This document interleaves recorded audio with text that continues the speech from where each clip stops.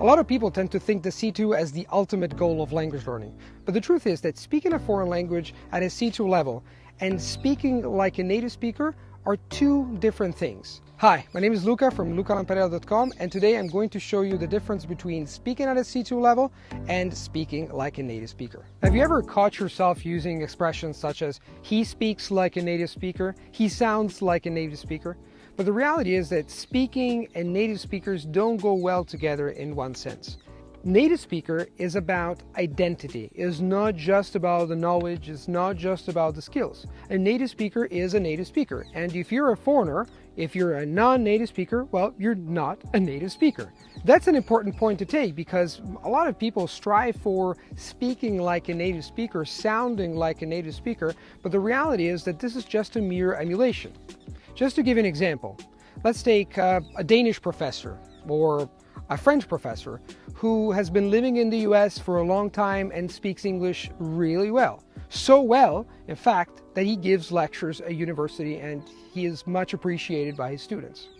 Well, that Danish professor speaks English, has acquired native-like skills, so he can speak at a native-like level, he can express himself very well, but he's not a native speaker.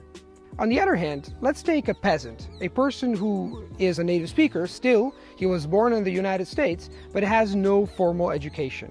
Who do you think speaks English better among the two? Obviously, the peasant probably speaks English worse. He cannot express himself as eloquently and as elegantly as the professor, but the reality is that he is still the native speaker in this show. So, who speaks English better, the Danish professor or the American peasant? Okay. On the one hand, the Danish professor can express himself very eloquently, can speak really well, can write essays. The peasant, though, although he cannot do all these things, still has an advantage, and the advantage is that he was born in the United States. So he has incorporated all the customs, ways of saying, ways of being, facial features, gestures, experiences that the Danish professor probably didn't have, because he did acquire knowledge, he did acquire the skill of expressing himself elegantly and eloquently, but he was not born there, he did not have the same experiences. So you can learn to speak almost like a native, but bear in mind that you will never be a native speaker. You can emulate the status of a native speaker without being one. The people who get very close to speaking and being native speakers are normally the people who live 30 to 40 years in a country, and their kids were born in that country, so they've seen the entire thing, maybe from an external perspective.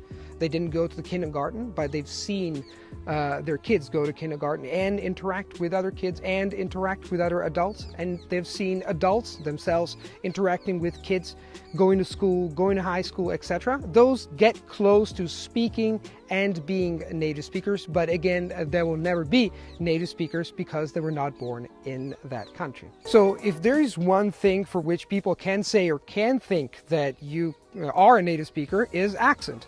If you speak a given language very, very well to the point where people cannot tell that you're a foreigner, well, that means that you have reached a native-like pronunciation. And if you want to reach native-like pronunciation in a given language, you have to take into account other things. People normally tend to think, okay, well, what I have to do is focus on the text, focus on sounds, replicate sounds, repeat, etc. True, but I think that one of the most important factors that is often neglected is that you have to take everything into account, the entire communication tool that every single native speaker has. And by communication tools, I mean my hands, co-speed gestures, my face, how I'm communicating with my face, my eyes, my body, everything.